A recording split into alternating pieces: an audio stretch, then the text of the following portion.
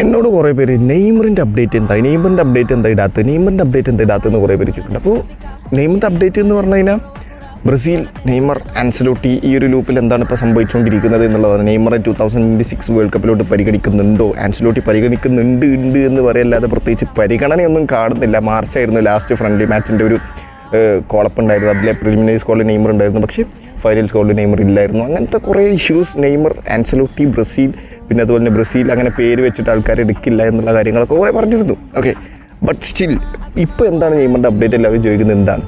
എന്താണ് reason?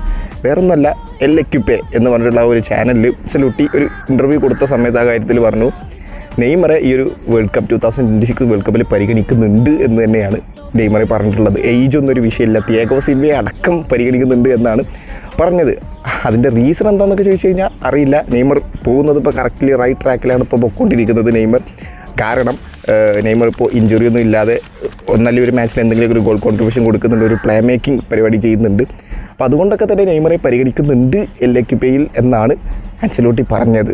Okay, അതിൻ്റെ reason എന്താണെന്നൊക്കെ ചോദിച്ചു കഴിഞ്ഞാൽ അറിയില്ല. ബട്ട് നെയ്മറിൻ്റെ ഓഡിയൻസിനെ സംബന്ധിച്ചിടത്തോളം ഇതൊരു ബിഗ് ന്യൂസാണ്, വലിയൊരു ഗുഡ് ന്യൂസാന്നൊക്കെ പറയില്ലേ. ഓക്കെ, ബ്രസീലിൻ്റെ ഓഡിയൻസിനെ സംബന്ധിച്ചിടത്തോളം, എല്ലാവരെയും സംബന്ധിച്ചിടത്തോളം.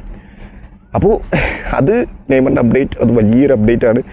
നെയ്മർ ആ ഒരു സ്ക്വാഡിലുണ്ടാവുക എന്ന് പറഞ്ഞാൽ തന്നെ ബ്രസീലിയൻ ഓഡിയൻസിനെ ബ്രസീലിയൻ പ്ലേയേഴ്സിനെ സംബന്ധിച്ചിടത്തോളം ഒരു എനർജിയാണ്, ബൂസ്റ്റാണ്. അതിൻ്റെ റീസൺ ജാവോ പെഡ്രോൻ്റെ ഐഡോൾ നെയ്മറാണ്, വിനിയുടെ ഐഡോൾ നെയ്മറാണ്, റിച്ചാർലിസൻ്റെ ഐഡോൾ നെയ്മറാണ്. അങ്ങനെ ബ്രസീലിയൻ പ്ലേയേഴ്സിൻ്റെ ആ വേൾഡ് കപ്പ് സ്ക്വാഡിലുള്ള പ്ലേയേഴ്സിൻ്റെ ഐഡോൾസ് തന്നെ നെയ്മറാണ്. സോ അത് വലിയൊരു കാര്യം തന്നെയാണ്. നെയ്മർ ബ്രസീലിലോട്ട് വരും എന്ന് ആൻസലോട്ടി പറഞ്ഞത്. നോക്കാം എന്തായാലും. Thank you so much.